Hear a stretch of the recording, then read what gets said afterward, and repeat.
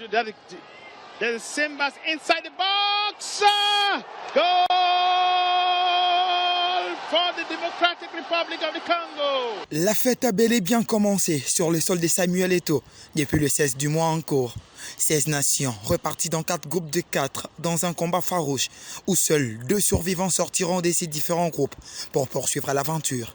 Pour ses débuts, on note l'adversité et de l'engagement dans ces différentes oppositions avec l'envie de la gagne qui est beaucoup plus élevée, amenant d'ailleurs les nations à se surpasser et les rencontres à être trop serrées. Pour le match d'ouverture, le statut du pays hôte du Cameroun était mis en doute sur la pelouse. Les Lions se sont imposés dans la douleur devant le Warriors du Zimbabwe, 1-0 grâce à un but de Bouanga. Un autre match de ce groupe A, c'est celui qui a mis aux prises le Mali au Burkina Faso, victoire des Aigles, 1-0. Cette même logique a été suivie le jour suivant, soit le 17 avec la victoire des Léopards de la RDC devant le Diable Rouge du Congo-Brazzaville sur ce même score d'1-0 grâce à Chiko Shindiwa Kubanza à la 46e minute qui roule parfaitement sa balle pour donner l'unique avantage de ce match.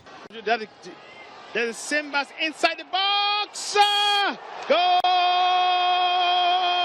for the Democratic Republic of the Congo. Bien avant cette rencontre, toujours dans le groupe B, c'est un nul sans but qui a sanctionné le match Niger-Libye. Pour le 3e jour, la place était au groupe C qui n'a pas aussi dérogé à la règle avec la victoire du Maroc 1-0 devant le Togo et le score nul et vierge entre le Rwanda et l'Ouganda. Contrairement à l'édition précédente, ce championnat d'Afrique de Nations a une saveur beaucoup plus particulière.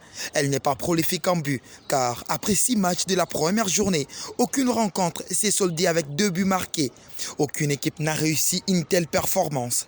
C'est un total de 4 victoires, avec un petit but dans chaque match et 2 matchs nuls. En attendant le début de la 2e journée, la place sera ce mardi au groupe D, toujours pour le compte de la première journée, qui pourra peut-être déroger à la règle, avec 2 belles affiches, à savoir Zambie-Tanzanie et Guinée-Namibie. Les affiches tant attendues par le monde sportif pour une phase finale qui n'a pas encore totalement montré ses couleurs, avec 2 affiches jusque-là moins alléchantes et un peu moyennes, avec un niveau de jeu moins appréciable, contrairement à ce dont on s'attendait. La 2e journée de ce championnat nous réserve certes beaucoup plus de surprises, avec des équipes qui viendront pour jouer leur survie. Et de là, on pourra avoir l'image des nations qui pourront inscrire déjà leur nom pour le prochain tour.